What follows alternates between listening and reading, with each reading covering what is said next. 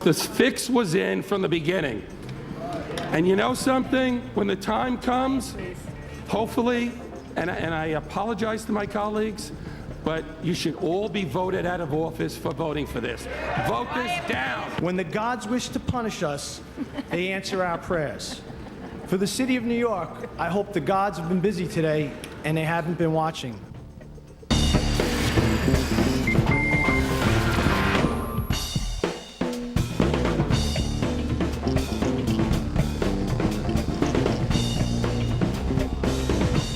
Welcome back to The Call. The 29 council members who voted yes will never again appear on this show. Not as long as I'm the host. They lost their right to peddle their meaningless resolutions in their ill-fitting suits when they chose themselves over the people. When they had the nerve to overturn 2 public votes on the premise that we need them. Dear council members, you are very replaceable. If 2 terms are good for the leader of the free world during this economic crisis, they're good for the leader of Bensonhurst.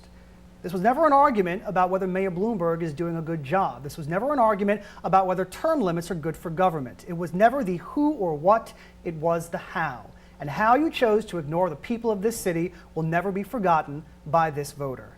That's my opinion. What is your reaction to the vote? What does it say to you about the city council, the mayor, and the democratic process? Will today's vote make a difference to you when you head back to the polls next November? Call us toll-free at 866-NY1-TALK or email thecall@ny1.com. If you email, please include your first name and neighborhood. The man who I've cut off 3 times in a row because he calls at 9:27 has called early and starts it off for us tonight. Ronnie from Morris Park. Ronnie, we checked the videotape of you testifying. I know you watched the show. You got angry. You went down to City Hall. You testified. The vote is now over. You came out on the wrong side, Ronnie. What are your thoughts tonight? Well, I think the fight isn't over. We do have a vote in the upcoming 2009 election. My city councilman voted like a cheap suit. You know, my heart is the hardest decision I made in my life. Who was it? Who is Morris Park? I just feel that he was always on the wrong side, and he followed through. You know, he Ronnie, who is on our side at any time. Ronnie, who is it? James Vaca in Morris Park? That's right. I went to high school with James. Yeah. People wouldn't steal our lunch money together.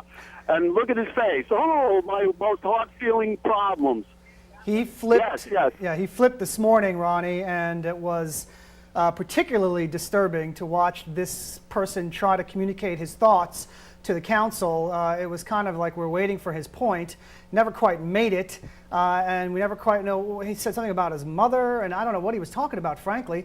Man needs to maybe just keep driving on the Bronx River Parkway north and buy a nice little home upstate and then settle up there and run for city council upstate, because I'm not sure if he's ready for New York City politics, frankly. That's my opinion.